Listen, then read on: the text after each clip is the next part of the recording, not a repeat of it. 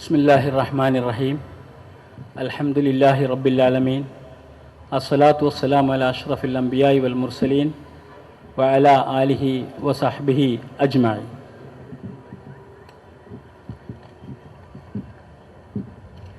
എൻ്റെ പ്രിയ സ്നേഹിതൻ എസ് മമ്മൂട്ടി സാഹിബ് ഈ യോഗത്തിൽ അധ്യക്ഷം വഹിക്കുന്ന popular front of India Kerala ഘടകത്തിൻ്റെ general secretary P Abdul Hameed, ഇവിടെ നമ്മോടൊപ്പം വന്ന് ചേർന്നിരിക്കുന്ന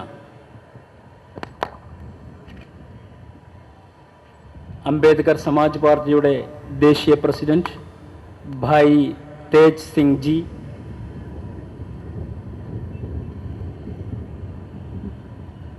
സോഷ്യൽ ഡെമോക്രാറ്റിക് പാർട്ടിയുടെ കേരള ഘടകം general secretary P Abdul Majeed Faizi, Abdurahman Baqavi Sahib തുടങ്ങി സ്റ്റേജിൽ ഉപവിഷ്ടരായ സഹപ്രവർത്തകരെ, സഹോദരന്മാരെ, എൻ്റെ മുമ്പിൽ ഇരിക്കുന്ന എൻ്റെ സഹോദരി സഹോദരന്മാരെ, അസ്സലാമു അലൈക്കും വറഹ്മത്തുള്ളാഹി വബറകാതുഹു. കഴിഞ്ഞ 5 വർഷമായി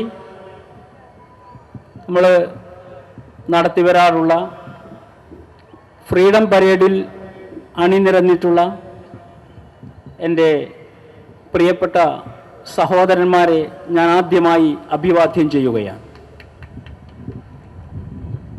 കീഴാള ജനതയ്ക്ക് വിമോചനത്തിൻ്റെ സ്വപ്നം പകർന്നു നൽകിയ ഈ നൂറ്റാണ്ടിലെ ഏറ്റവും വലിയ മനുഷ്യൻ ഡോക്ടർ ബാബാ സാഹിബ് അംബേദ്കറിൻ്റെ പേരിലാണ് ഈ നഗരി നിലകൊള്ളുന്നത്. ഇവിടെ ബാബാ സാഹിബ് അംബേദ്കറുടെ സ്വപ്നത്തിന് ഉയിർ നൽകുന്നതിൽ മുൻപന്തിയിൽ പ്രവർത്തിച്ചിട്ടുള്ള ഭായ് തേജ് സിംഗ് നമ്മുടെ മുഖ്യാതിഥിയായി നമ്മളോടൊപ്പം വന്ന് ചേർന്നിരിക്കുകയാണ്. അദ്ദേഹത്തിനും ഞാൻ അഭിവാദനം അർപ്പിക്കുകയാണ്. കണ്ണൂരിലെ വന്ധ്യമായ ഈ പൂർവാഹ്നത്തിൽ ഞാൻ ഞങ്ങളുടെ പുന്നാട് മുഹമ്മദിനെയും ഫസലിനെയും, തലശ്ശേരിയിലെ ഫസലിനെയും വിളക്കോട് സൈനുദ്ദീനെയും ഓർക്കുകയാണ്. അവർ നിങ്ങളുടെ ചുവടുവെപ്പിന് കരുത്തേകാൻ വേണ്ടി രക്തം നൽകിയിട്ടുള്ളവരാണ്, രക്തസാക്ഷികളാണവർ. അവർ ഈ പ്രസ്ഥാനത്തിൻ്റെ ആദ്യത്തെ രക്തസാക്ഷികളല്ല എന്നതുപോലെ തന്നെ അവസാനത്തെ രക്തസാക്ഷികളാവാനും വഴിയില്ല എന്ന് നമ്മൾ മനസ്സിലാക്കുന്നു. ഈ പ്രക്രിയ അനുസ്യൂതം തുടരുവാനുള്ളതാണ്. ചില ആളുകൾ അവരുടെ നേർച്ച പൂർത്തിയാക്കി കഴിഞ്ഞു, മറ്റുള്ളവർ ആ നേർച്ച പൂർത്തിയാക്കുന്നതിന് വേണ്ടി കാത്തിരിക്കുന്നവരും അതിനുള്ള അവസരത്തെ കാതോർത്തു നിൽക്കുന്നവരുമാണ്. പക്ഷേ ഒരു കാര്യം എനിക്കുറപ്പുണ്ട്, ചോര നീന്തി തളർന്നവരാണ് നിങ്ങളെങ്കിലും ചുവടുവെപ്പിൽ ഒട്ടും നിങ്ങൾ പതറിയിട്ടില്ല, ഇനി പതറാനും പോകുന്നില്ല ഇൻഷാ അല്ലാഹ്. അതുകൊണ്ട് ഞാൻ ആദ്യമായി എൻ്റെ കടമ നിർവഹിക്കുകയാണ്. രക്തസാക്ഷികളായ പുന്നാട് മുഹമ്മദ്, വിളക്കോട് സൈനുദ്ദീൻ, തലശ്ശേരിയിലെ ഫസൽ എന്നീ ആളുകളുടെ പേര് ചൊല്ലി വിളിച്ചുകൊണ്ട്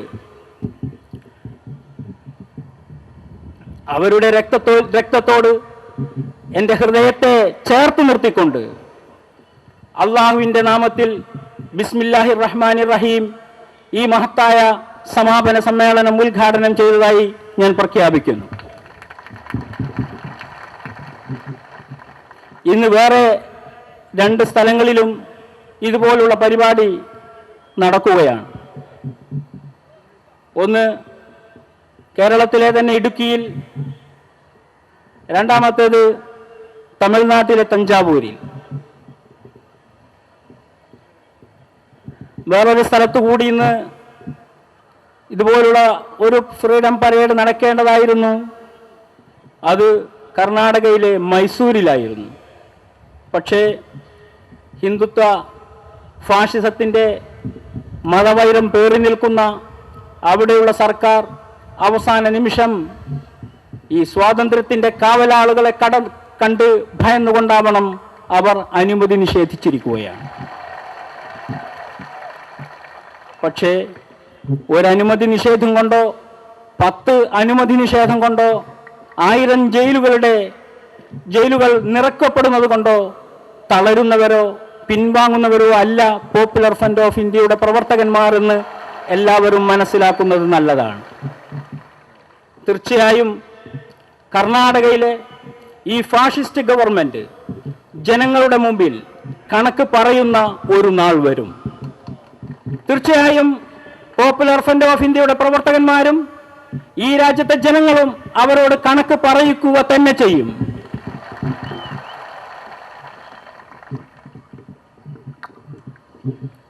എന്താണ് ഇവിടെ, എന്തുകൊണ്ടാണ് മുസ്ലിങ്ങൾക്ക് സ്വാതന്ത്ര്യ ദിനം ആഘോഷിക്കാനുള്ള ഇത്ര ഒരു അനുവാദം നൽകുന്ന ഇത്ര മടി?